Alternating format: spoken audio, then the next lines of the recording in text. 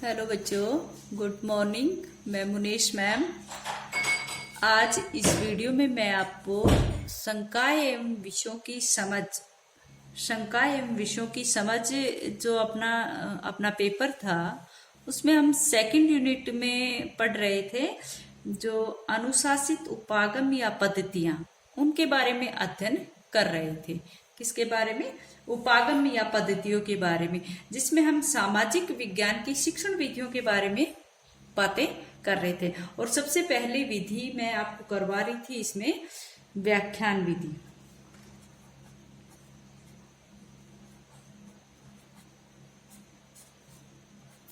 व्याख्यान विधि के बारे में हमने कुछ बातें कक्षा में कर ली थी। कौन सी विधि के बारे में? व्याख्यान विधि के बारे में। अब हम आपको ऑनलाइन इसी प्रकार से पढ़ाएंगे बेटा। इसके जो वीडियो है वो हम थोड़ा मेन हेडिंग आपको लिखते जाएंगे और एक्सप्लेन करते जाएंगे। बाकी आपके पास नोट्स की फोटो भेज देंगे, ठीक है। तो व्याख्यान विधि के बारे में हमने कक्षा में बातें कर ली थी कि व्याख्यान विधि क्या होती है। इसके बारे में एक दो परिभाषाएं वगैरह मैंने आपको लिखा दी थी, लेकिन फिर भी मैं एक बार आपके सामने रिपीट करती हूँ कि व्याख्यान विधि क्या है। वैसे तो जो व्याख्यान विधि है वो आधुनिक पद्धतियों की अंतर्गत आती है, आधुनिक पद्धतियों के अंतर्गत आती है। लेकिन माना यह जाता है कि ये व्याख्यान विधि सबसे प्राचीन काल से प्रयोग में ली जा रही है। तो कहने का अर्थ है कि अब ये आधुनिक पद्धति में भी, क्योंकि आज भी व्याख्यान विधि के माध्यम से हम शिक्षण करवाते हैं। वर्तमान में तो शिक्षा जगत में जो ये विधि है बहुत अधिक चल रही है, क्योंकि किसी भी प्रकार का विषय पढ़ाने के लिए, कोई भी टॉपिक पढ़ाने के लिए हम कुछ ना कुछ व्याख्यान तो हमें देना ही पड़ता है। इसलिए इसको आधुनिक पद्धति के नाम से भी इसको आधुनिक पद्धति के में भी लिया जाता है। और व्याख्यान क्यों? क्योंकि ये विधि प्राचीन काल में जो आपने आश्रम व्यवस्था थी, गुरुकुलों में, आश्रमों में इस विधि से ही पढ़ाया जाता था। लेकिन हो सकता है उस समय इसका नाम, जैसे बताते कि इसको कथन पद्धति कहते थे, यानी कि टेलिंग मेथड। तो वहां पर बातचीत के माध्यम से या प्रवचनों के माध्यम से पढ़ाया जाता था। तो ये विधि प्राचीन मानी, सबसे प्राचीन समय से प्रयोग में ली जाती है। उस समय इसको और कुछ कहते होंगे। तो कहने का था कि व्याख्यान विधि का प्रयोग प्राचीन काल से ही होता आया है, लेकिन वर्तमान समय में भी इसका बहुत अधिक प्रयोग माना जाता है। माना जाता है कि ये जो विधि है ये मध्य काल में सर्वाधिक यूरोप में प्रयोग की जाती थी। यूरोप महाद्वीप में सबसे अधिक प्रयोग की गई थी। तो व्याख्यान का मतलब क्या होता है कि बेटा किसी भी विषय वस्तु का जो प्रस्तुतिकरण है उसको किस ढंग से प्रस्तुत किया जाए कि सामने वाले जो बच्चे हैं उसको अच्छे से समझ सके और पढ़ाने वाले का जो उद्देश्य है वो भी पूर्ण हो सके। तो जो प्रस्तुतिकरण का जो ढंग है वो अच्छा होना चाहिए, यानी कि जो प्रभावशाली वक्तव्य है, या कहे कि प्रभावशाली व्यक्तित्व है, उचित आवाज है, या जो आत्मविश्वास है, वो सभी बातें इसके अंतर्गत होनी चाहिए। और इसके अंदर कोई ना कोई विषय वस्तु का होना जरूरी है। ये नहीं कि भाई हमारा प्रवचन यूं ही जा रहा है, ऐसे कभी नहीं होता है। इसमें तो ये जो व्याख्यान विधि है इसमें ये कहते हैं कि ये व्याख्यान विधि 3 बातों पर निर्भर होती है। कि सबसे पहले इसमें क्या होती है? विषय वस्तु का चयन होता है।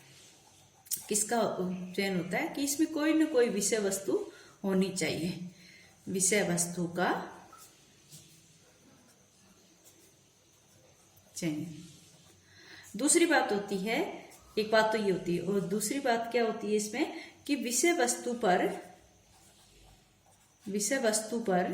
अध्यापक का विषय वस्तु पर शिक्षक का अधिकार। भाई कैसी भी शिक्षण सामग्री कैसी भी विषय वस्तु हो उसके ऊपर अध्यापक की कमांड होना बहुत जरूरी है। अगर अध्यापक का उसके ऊपर अधिकार नहीं है, अगर वो उसका ज्ञाता नहीं है, तो कैसे उसका वक्तव्य सुनाएगा और कैसे हमें उसका ज्ञान प्रदान करेगा? ठीक है। तो इसके लिए यह आता है कि विषय वस्तु का चयन होना जरूरी है, और विषय वस्तु पर शिक्षक का अधिकार होना जरूरी है। और फिर आता है कि इस चयनित विषय को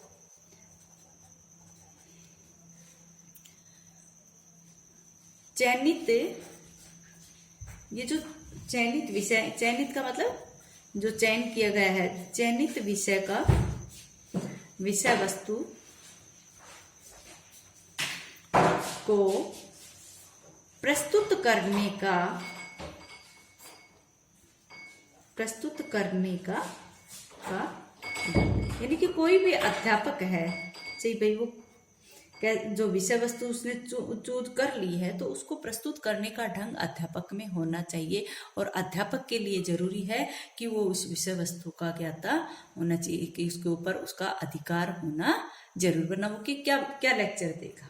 ठीक है, अब आता है कि इस विषय वस्तु को प्रस्तुत करने का जो ढंग है वो एक शिक्षक के व्यक्तित्व पर भी निर्भर करता है। उसकी आवाज अच्छी होनी चाहिए, उसमें आत्मविश्वास होना चाहिए, उसमें विषय वस्तु का पूर्ण तरह से वो सार्थक रूप में प्रस्तुत कर सके। ठीक है, लेकिन कुछ लोगों ने यानी कि कहें कि जैसे मैंने आपको बताया होगा कि जो प्रगतिशील विचारधारा के समर्थक थे, उन्होंने कहा कि ये जो विधि है ये शिक्षक केंद्रित है।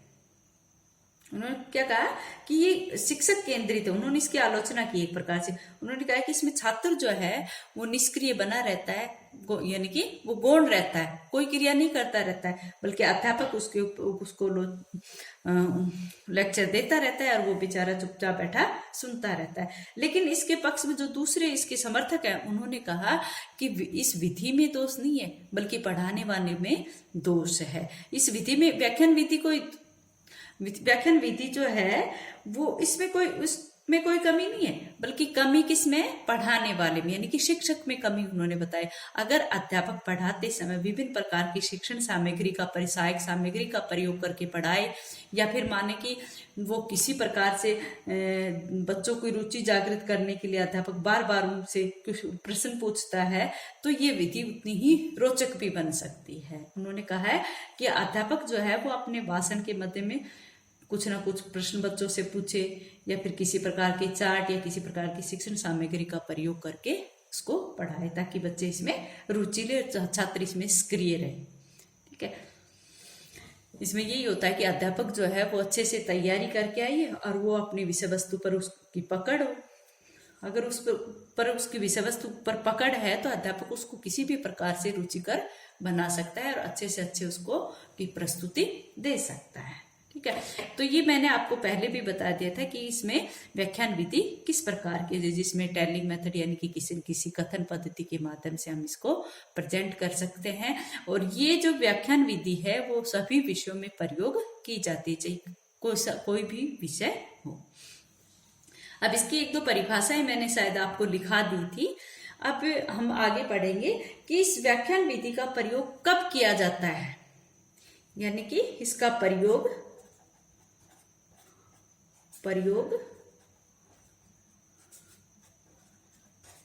कब किया जाता है। किसका? व्याख्यान विधि का प्रयोग कब किया जाता है बेटा? देखो, सबसे पहले मैं बताती हूँ आपको कि व्याख्यान विधि का प्रयोग हम विद्यार्थियों को प्रेरणा प्रदान करने के लिए करते हैं। किसके लिए करते हैं? प्रेरणा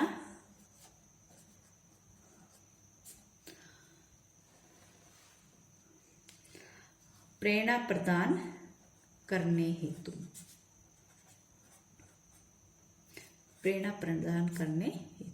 यानी कि व्याख्यान विधि का प्रयोग हम मोटिवेशन के लिए करते हैं। किसी भी विषय या कोई भी प्रकरण हो, किसी भी इकाई को प्रस्तुत करने के से पूर्व हम उसका क्या करते हैं, उसका कोई ना कोई व्याख्यान देते हैं। उससे संबंधित जो मुख्य बिंदु रहते हैं उनके ऊपर छात्रों को उसके बारे में हम बताते हैं।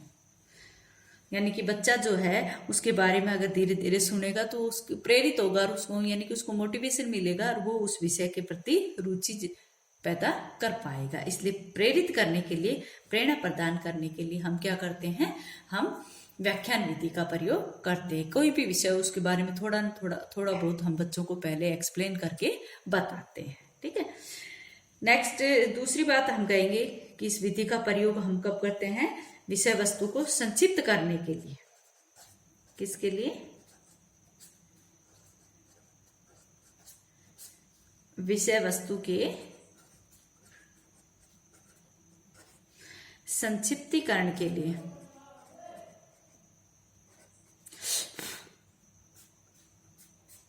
किसके लिए करते हैं बेटा? विषय वस्तु के संक्षिप्तीकरण हेतु। ठीक है। कोई भी जो विषय वस्तु है जो जिसका जो बहुत ही बड़ी होती है, उसको संक्षिप्त रूप जो है वो हम बच्चों को सामने प्रस्तुत करेंगे, जिससे छात्र जैसे जब पुस्तक पढ़ते हैं तो उनका अध्ययन जो है वो कुछ अधिक अर्थपूर्ण हो सके। भी कोई भी विषय वस्तु अगर बड़ी है तो हम उसको व्याख्यान के माध्यम से उसकी मोटी मोटी मेन बातें हैं वो हम विद्यार्थियों के सामने प्रस्तुत करेंगे, ताकि बच्चे इसको समझ सके और वो बाद में जब पुस्तक पढ़े तो उसका कुछ ना कुछ अर्थ वो ग्रहण कर सके। इसलिए पहले से उनको विषय वस्तु का संक्षिप्तीकरण करने के लिए हम बच्चों को उसको बताते हैं। ठीक है।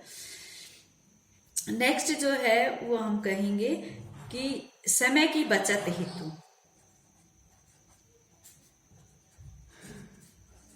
समय की बचत हेतु इस विधि का प्रयोग हम करते हैं। समय की बचत हेतु हम इस विधि का प्रयोग करते हैं। भाई पाठ्य पुस्तक को पढ़ने में समय बहुत ज्यादा लगता है, या फिर हम कहें कि उनको समझाने के लिए बहुत अधिक समय बर्बाद होता है। इसलिए हम क्या करते हैं, समय को बचाने के लिए हम क्या करते हैं, बच्चों को भाषण के माध्यम से उस विषय वस्तु को सरलता से बताते हैं, ताकि क्योंकि भाषण तो कितनी भी बड़ी बात हो बोलने में वो कम समय लेती है। इसलिए समय की बचत के लिए, या फिर कहें कि जो आधुनिक समय में जो विधियां चलती है उन सब के लिए हम क्या करते हैं, सभी के पास समय कम ही रहता है, इसलिए हम किसी भी लंबी विषय वस्तु को पढ़ाने से पहले हम उसका व्याख्यान बच्चों के सामने प्रस्तुत करते हैं। ठीक है। नेक्स्ट है जो मैं कहूंगी कि अतिरिक्त विषय वस्तु के लिए, अतिरिक्त का मतलब क्या है बेटा,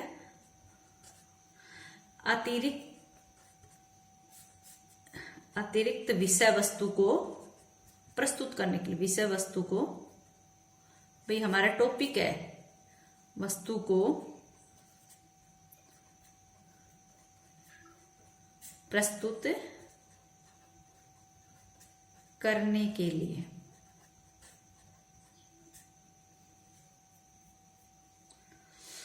कई बार क्या होता है कि कोई भी पुस्तक हम पढ़ते हैं तो उसमें किसी विषय वस्तु से संबंधित या तो कोई जानकारी है, या तो वो त्रुटिपूर्ण है, या फिर अपर्याप्त नहीं है, तो उससे बच्चों को समझाने में दिक्कत आती है। इसलिए हम क्या करते हैं, किसी दूसरी विषय वस्तु यानी कि किसी दूसरे विषय को बीच में लाते हैं, ताकि बच्चों को हम अच्छे से समझा सके, या उदाहरण देकर हम उसके बारे में बच्चों को बता सके। इसलिए यहाँ पर कहा जाता है कि अतिरिक्त विषय वस्तु को प्रस्तुत करने के लिए हम क्या करेंगे, व्याख्यान विधि का ही प्रयोग करेंगे, उसके बारे में बताकर बच्चों को इसकी तरफ ध्यान आकर्षित करेंगे कि ये भी इस तरह से होती है।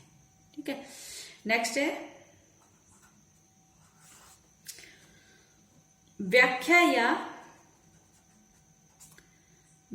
या स्पष्ट करने हेतु, स्पष्ट करने हेतु व्याख्यान विधि का प्रयोग हम कब करेंगे, जब व्याख्यान विधि का प्रयोग तब करेंगे जब किसी भी विषय वस्तु के जो या तो उसमें कोई तकनीकी शब्द ऐसे आ जाए, जो पारिभाषिक शब्दावली आ जाए, या जो कठिन प्रत्यय आ जाए, या उनसे संबंधित कोई सिद्धांत हो, कोई नियम हो, उनको स्पष्ट करने के लिए हम क्या करते हैं, व्याख्यान विधि का ही प्रयोग करते हैं। ठीक है। और लास्ट में कहूंगी कि गृह कार्य के लिए, जब बच्चों को हम विषय वस्तु पढ़ा देते हैं, पाठ पढ़ा देते हैं, तो बाद में हम क्या करते हैं, उनको गृह कार्य देते हैं, और अगर हम गृह कार्य को थोड़ा सा एक्सप्लेन कर दें तो बच्चे उस गृह कार्य को करने में बिल्कुल भी संकोच नहीं करेंगे। ठीक है। तो इसलिए आज जो अपनी कक्षा में जो भी कुछ पढ़ाया है उस पर जो लेख लिखवाना है, या फिर इस प्रकार का कोई गृह कार्य दिया जाए जिसमें बच्चा करने में थोड़ा संकोच अनुभव कर रहा हो कि इतना बड़ा कार्य मैं किस तरह से करूँ, तो अगर अध्यापक उस गृह कार्य को थोड़ा सा एक्सप्लेन कर देता है तो बच्चे को वो कार्य करने के लिए आसान हो जाता है। और ये माना भी जाता है कि अध्यापक जब भी बच्चों को गृह कार्य देता है तो उसके बारे में थोड़ा बहुत संक्षिप्त भाषण उसे देना चाहिए। अच्छा बच्चों, आज इतना ही, आगे कल करते हैं।